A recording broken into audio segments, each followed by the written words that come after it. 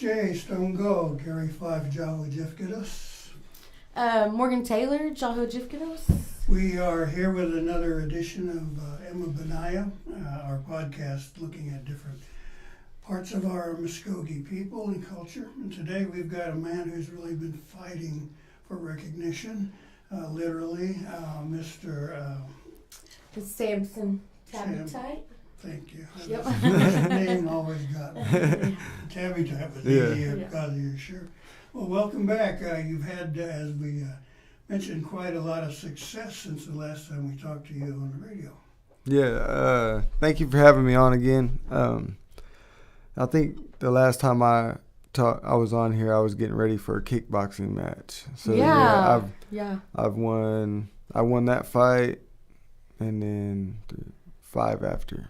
So wow. So that was about what, 6 months ago now? Yeah. 5 or 6 months? Most of these fights, like 3 of them were in one night, so that helped out. Oh my gosh. Yeah. Well, so let's talk about your most recent trip, because that one kind of intrigued me to get in contact with you, because you traveled, you went out of state, and you went kind of far away. Yeah. Right? Where did you guys go? We actually went. Well, me and my buddy Jeff, we flew into Philadelphia with another fighter from there, Ahmad, and we stayed with him Thursday night, but we fought in Queens Saturday night, and that's when we had our weigh-ins. It was at the LaGuardia Performing Arts Center. Wow. It was pretty cool. It was my first time really traveling that far, being flown out.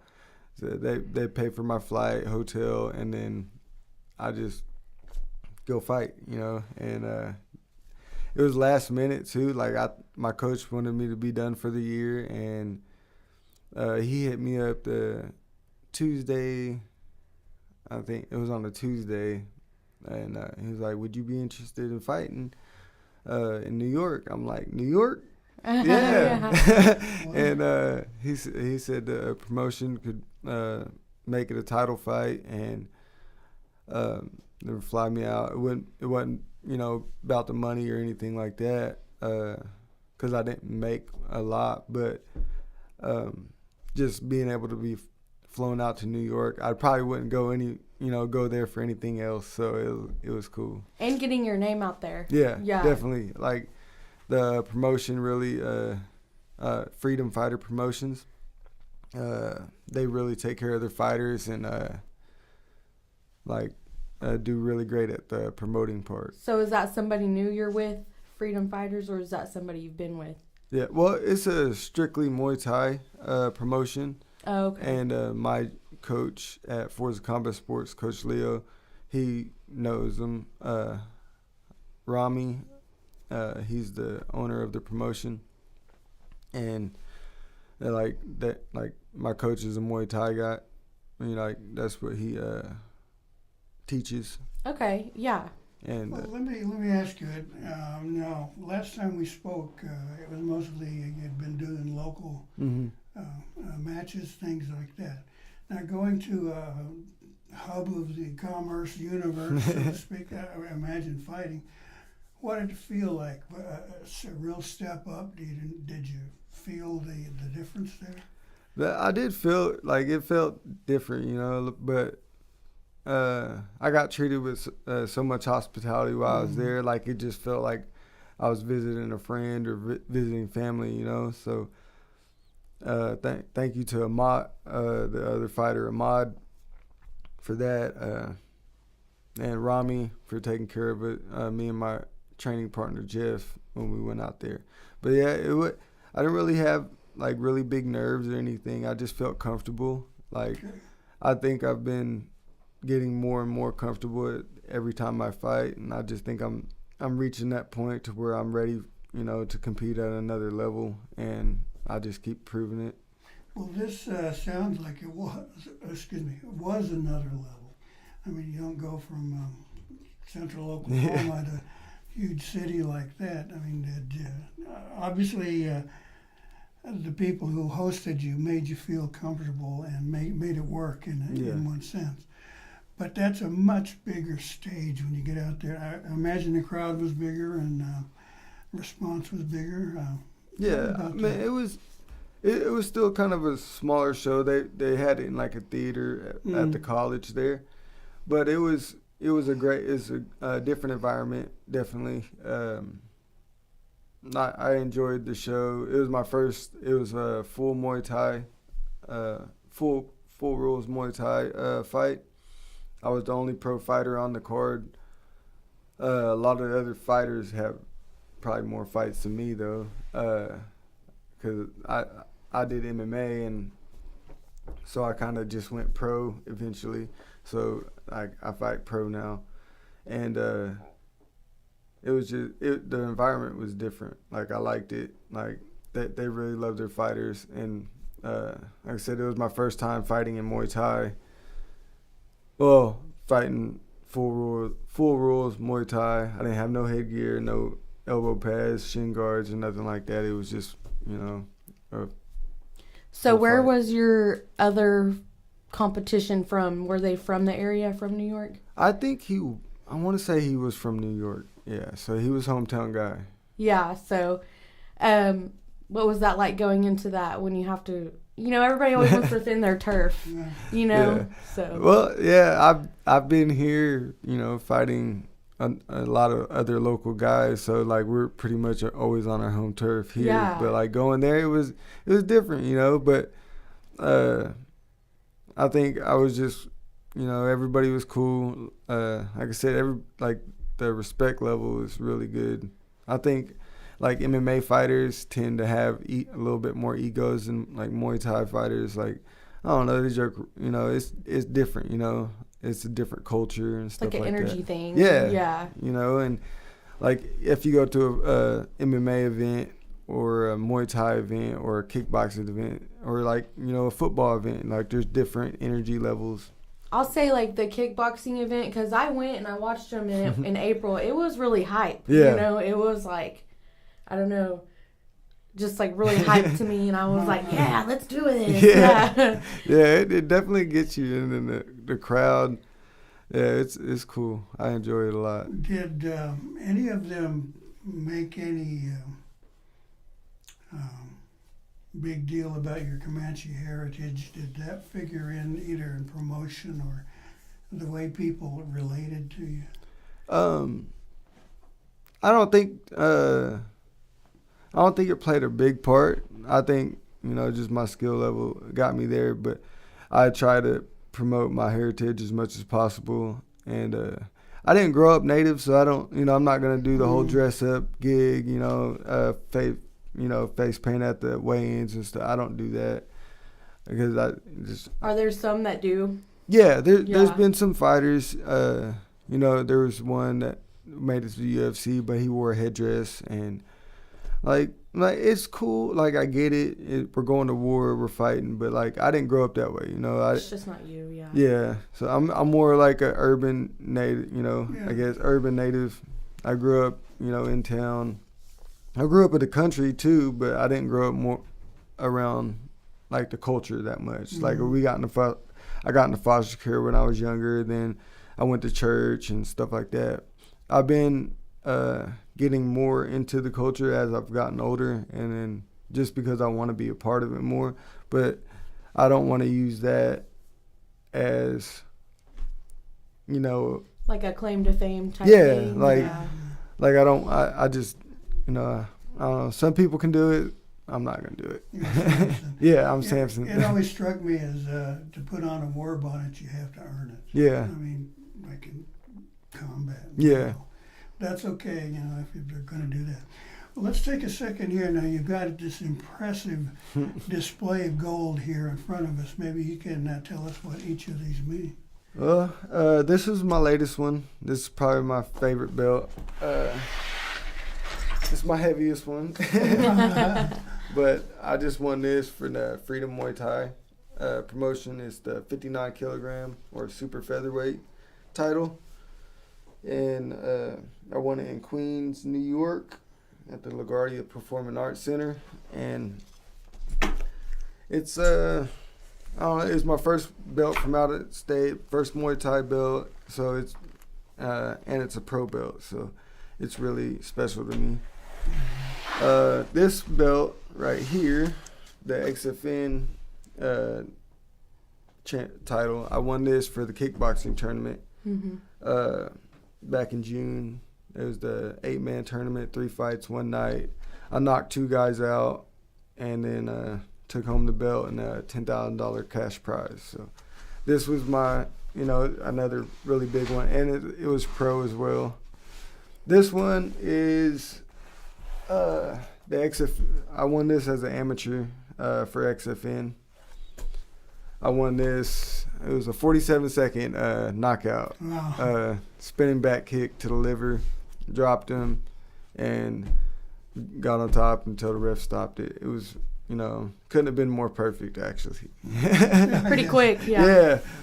I was nervous. Actually, the guy I fought trained at the gym I'm at now for the combat sports. And, after that fight, I started training there. And I've been there ever since. And then this one is my very first belt I've won. It's for the freestyle cage fighting bantamweight title, 135 pound. I won this. I was coming off a loss, and it was my first fight back after the loss. I got finished, and I got tired, and I was like, man, I can't do that. I got an opportunity to fight for the freestyle cage fighting title, and I ended up winning. We went all 5 rounds, and I ended up winning the decision that time. And that one's special to me because it's my first one, but I also overcame, I got drained in my the fight before in the first round. They got finished in the second, and then this one went all 5 rounds. I did good. I won the fight, controlled it, and it was my first time really overcoming that type of adversity. So that's kind of where it all began, where you were like, yeah, I'm going to do that. I'm going to keep doing this. Yeah. Yeah. So what was this fight like?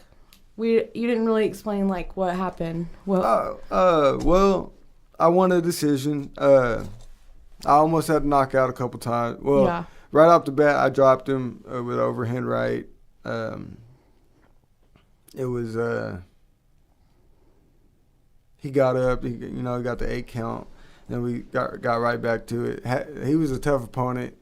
I didn't really feel like I got hurt at any time. He did knock my mouthpiece out in the 5th. I started to get tired, but we had a really good fight. It was a lot of clinch work. I got to land a couple elbows, not really throw a lot like I wanted to, but it was a good fight. He hit me with some good shots. I felt like I controlled it for pretty much the whole fight. He caught me in that 5th round. I was getting tired, and I was backing up, and he knocked my mouthpiece out. And I don't know, if you go watch the video, I'll put a clip out on my social media.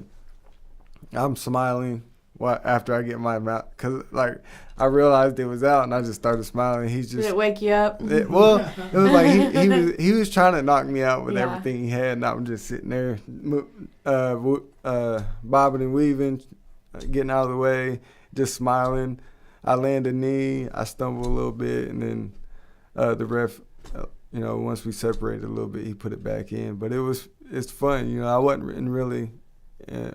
I didn't feel like I was hurt or anything. I was just like, dang, he knocked my mouthpiece out. So I just probably get used to it after a while, huh? Nothing hurts anymore. Any damage to your teeth because of that? No damage to the teeth. I did this tournament though.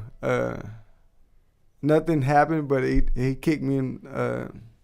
It was the last fight of the tournament. He kicked me right in the chin, right in the mouth, and I remember for a week after my my bottom teeth were loose.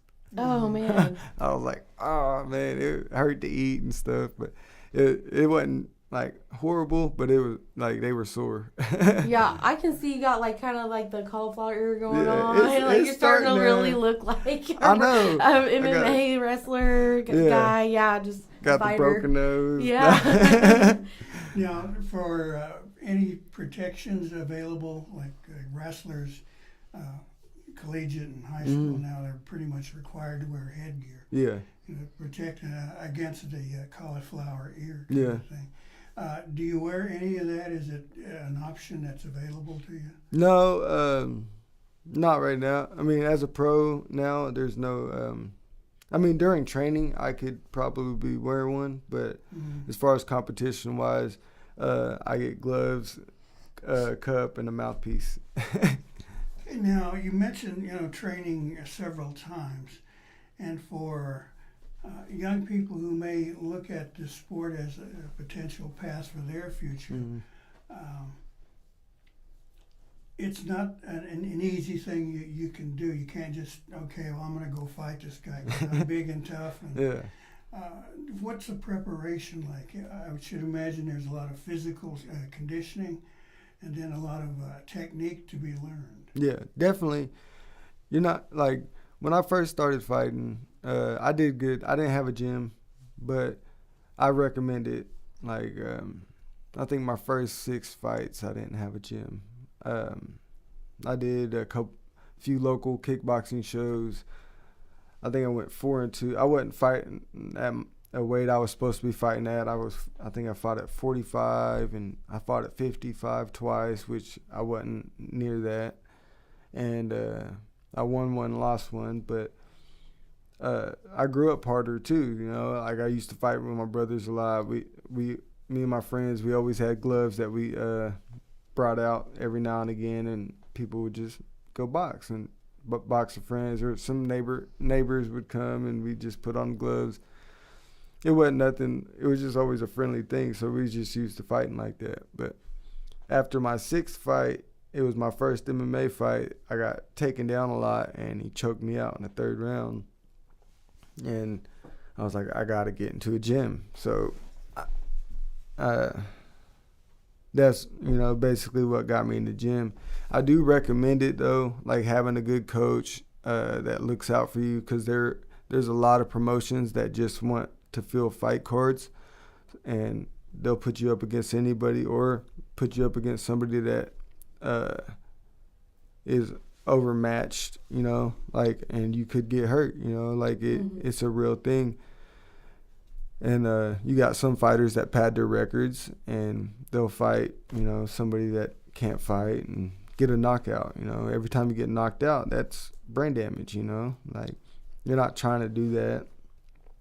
Like I said, just find a coach and a gym that really will educate.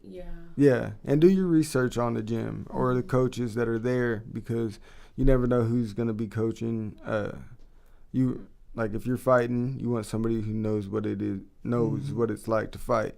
I'm not necessarily saying you have to be a great fighter to, be a great coach, because, like, I'm not a good coach at all. Like, I can't teach. Like, I'm learning to teach, but it's not there. But I know fighters that, might not necessarily get in the ring, but they're way better coaches, So just do your research and make sure that, they know what they're talking about. And you seem like you have a really good team. So and I know you have multiple kind of gyms, right? Yeah. So where you want to tell everybody where you go to the gym and who's your team and everything? Well, I train most of my grappling, my jiu-jitsu, wrestling over at the Factory Grappling Club in Tulsa. It's like 43rd and Mingo.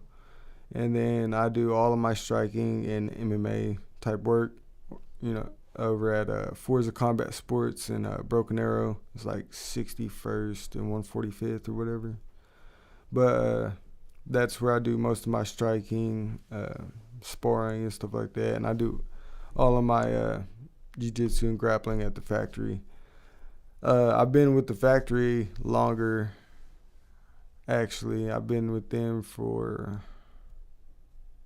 like 5 or 6 years now. 5 or 6 years. Oh, wow. And then I've been with Forza the last 2 years. I think I said it was after I won this fight. I did one. I think I've had 10 fights with Coach Leo now. So do you train all day? Like that's like your full-time job? Pretty much, yeah. I take the kids to school and pick them up. But like after I drop them off, I normally try to get my run in. I have a noon session at the factory Monday through Friday, and then I have evening classes. Mondays, Wednesdays, I go to Forza. Tuesdays and Thursdays, I go to the factory for jiu-jitsu. And then Saturdays, I go to Forza for sparring. Sunday's really the only day I don't go to the gym. Fridays, I go, we'll have like an MMA class at Forza, or I'll hit the noon class at the factory. So I know Brooklyn, your fiance, Yeah. she kind of gets into it too sometimes. Yeah. Doesn't she? How about your boys? You have 2 small boys. Do they kind of still do it sometimes? Well, they don't train. I'm trying to get them into it more. Yeah. Bryson is a gamer, my older boy, and Yeah. like he plays Fortnite with his buddies and stuff like that. That's what he I'm likes to do. Yeah. Yeah, he's really into games. I'm trying to get him more involved in like they wrestle around at home with each other.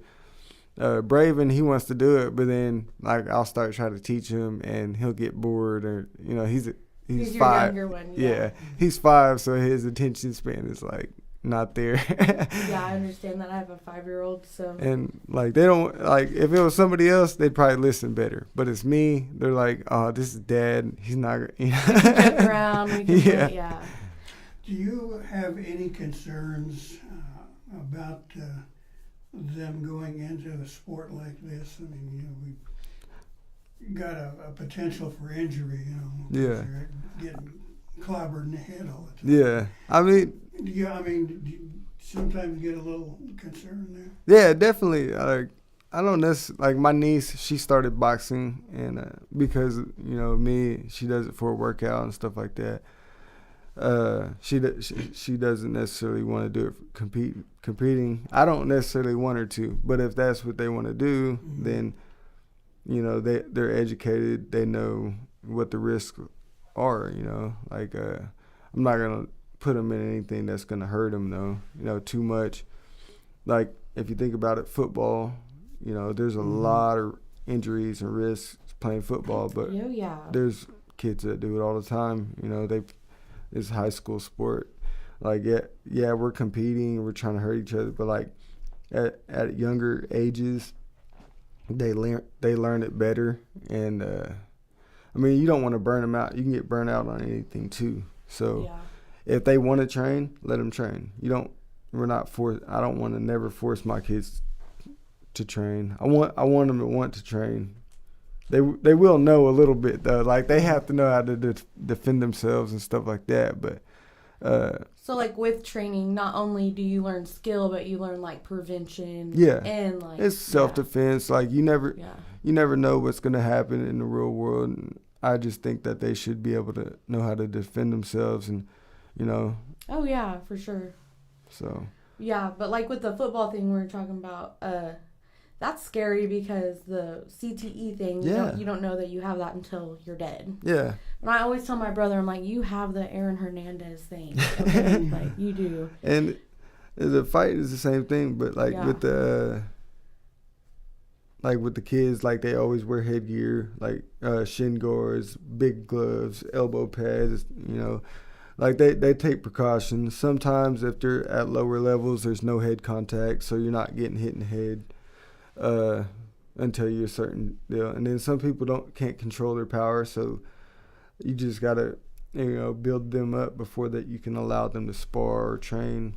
Like when we spar, it's we're fighting pretty much, but we're not going hard the whole time. So are there a lot of rules against like head? Yeah. Game, I guess you could say, like. Well, we go like 50% to the head. Yeah. But the legs and body, we try to work harder. 70% to 80%. Just so you can build up that conditioning, because some people can take a hit to the head all day long, but you get them to the body or you kick them in the leg just right, then it's over. Yeah, everybody's different for sure. Like I remember getting hit in the body and it does not feel good. Yeah. Have you had any injuries? I mean, somebody really rang your bell during any of these competitions that you can remember? The only time I really got like my bell rung was my pro debut. I got knocked out, and it was a bad one. I didn't know how bad it was until I sat back and watched it. The ref was horrible. He could have stopped the fight. I put up a good fight. I tried to fight out of it, regain it, but I was out of there. The ref probably should have stopped it when I got dropped the first time. But I rolled out, got up. The ref didn't stop it, so the dude came back. He hit me a few times. I was trying to fight back. I think I fell again.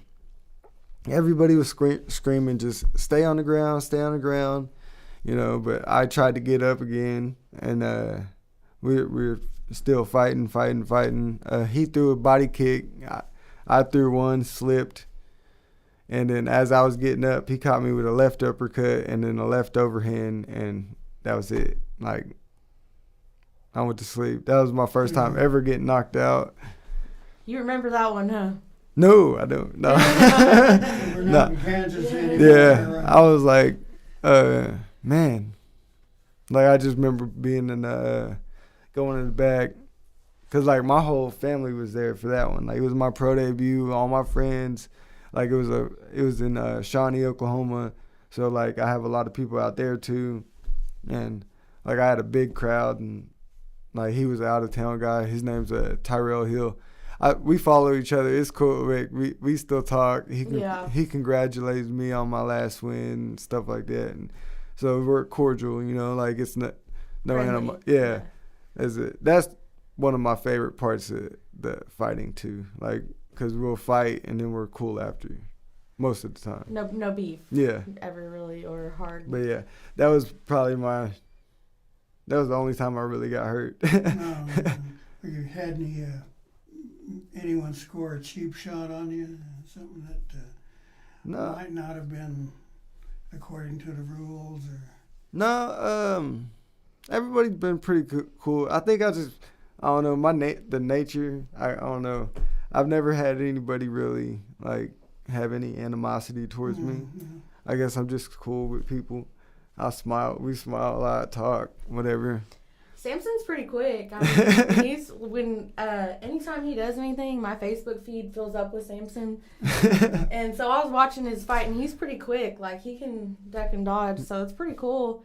I don't think I could be that quick, though. I'd probably get hit right in the nose or something.